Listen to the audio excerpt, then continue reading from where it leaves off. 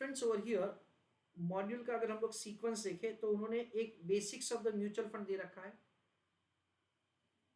Evolution of the mutual fund दे रखा है, यानी म्यूचुअल फंड पहले क्या था, over the time period grow हो के कहां तक आया, classification of the mutual fund is given, types, advantages, professional management है, डाइवर्सिफिकेशन है, ट्रांसपेरेंसी है, ड्रॉबैक्स दे रखे हैं, लेट्स से म्यूचुअल फंड में इन्वेस्टमेंट करने के क्या क्या ड्रॉबैक है, टर्म्स एसोसिएटेड है, टर्म्स एसोसिएटेड में नेट एसेट वैल्यू क्या है, फिर we understand let's say the units क्या है, एक्सपेंस रेशियो क्या है, all those things let's say they have given.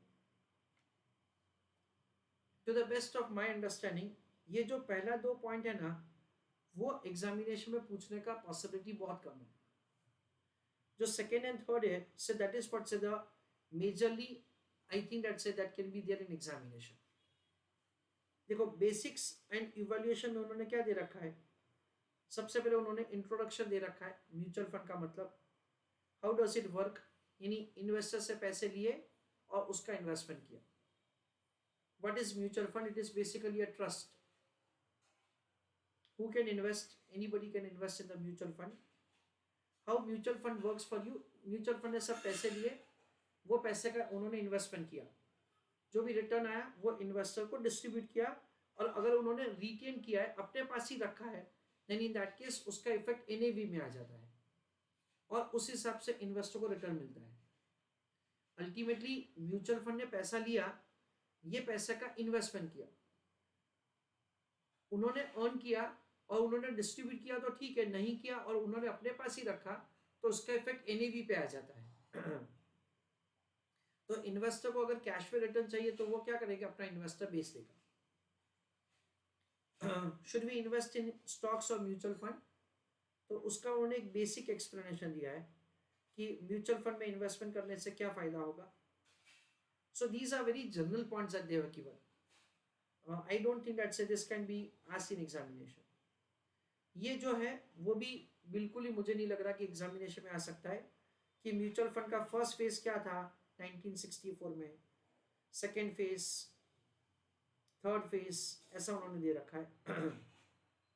तो ये पूरा का पूरा हिस्ट्री दे रखा है म्यूचुअल फंड का, but I don't think that it can be asked in examination. ये जो क्लासिफिकेशन दे रखा है ना वहां से इंपॉर्टेंट है। Now this is important, classification of the mutual fund.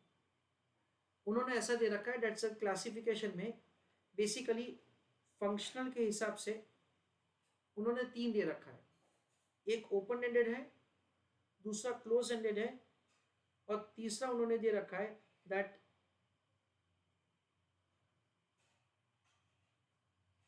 Interval scheme, ऐसा करके तीन दे रखा है। सो हियर फंक्शनल में बेसिकली उन्होंने तीन दे रखा है,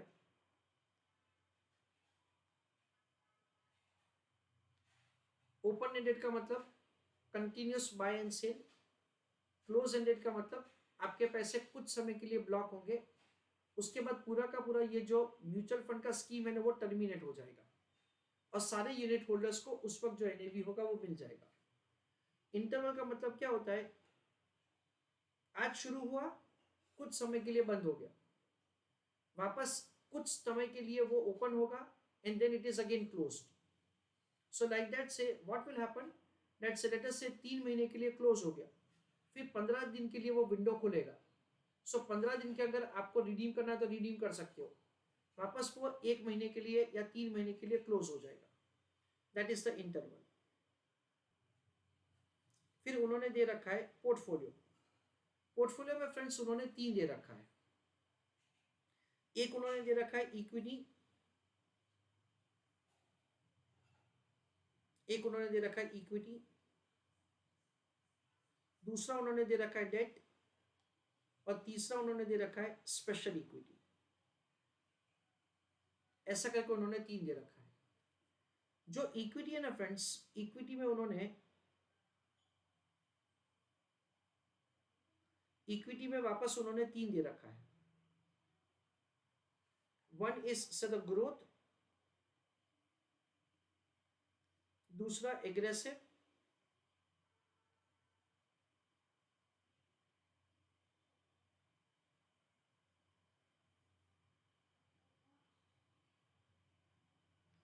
और तीसरा इनकम।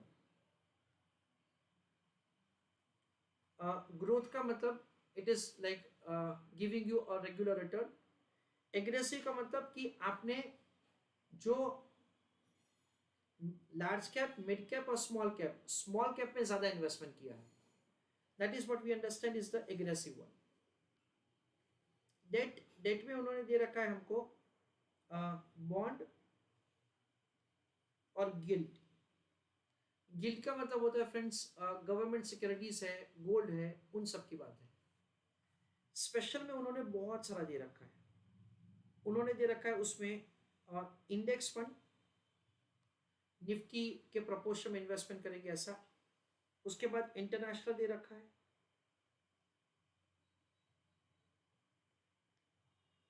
फिर ऑफशोर दे रखा है, उसके बाद सेक्टर वाइज दे रखा है।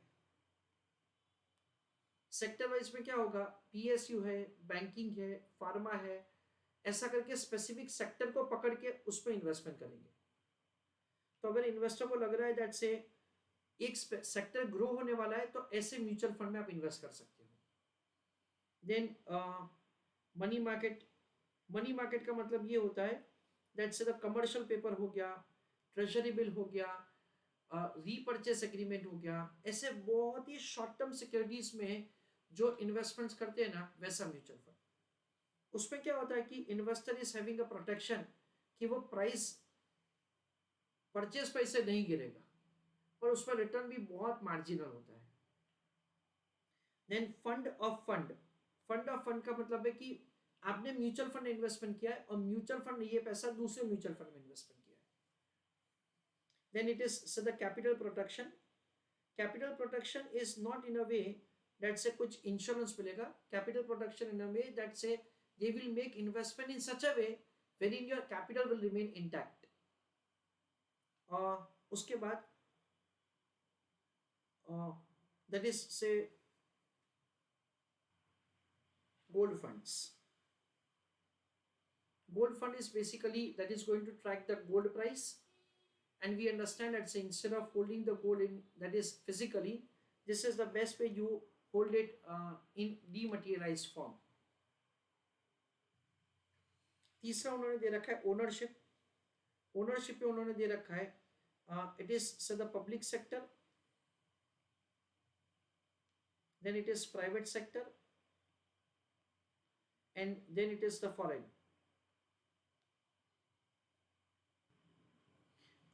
टाइप्स ऑफ स्कीम्स पे उन्होंने दे रखा है, बैलेंस दे रखा है। उसके बाद उन्होंने दे रखा है equity diversification and ELSS, that is what they have provided। So 3 types of schemes are they have given। Equity में उन्होंने बहुत सारा दे रखा है, that is the flexi cap और मल्टी कैप दे रखा है, कॉन्ट्रा फंड्स है, इंडेक्स है, डिविडेंड यील्ड है, डिविडेंड पे आउट ऑप्शन है, डिविडेंड री इन्वेस्टमेंट है। फिर सेक्टर वाइज दे रखा है, थीमेटिक दे रखा है, आर्बिट्रेज दे रखा है, हेज फंड दे रखा है, कैश फंड दे रखा है।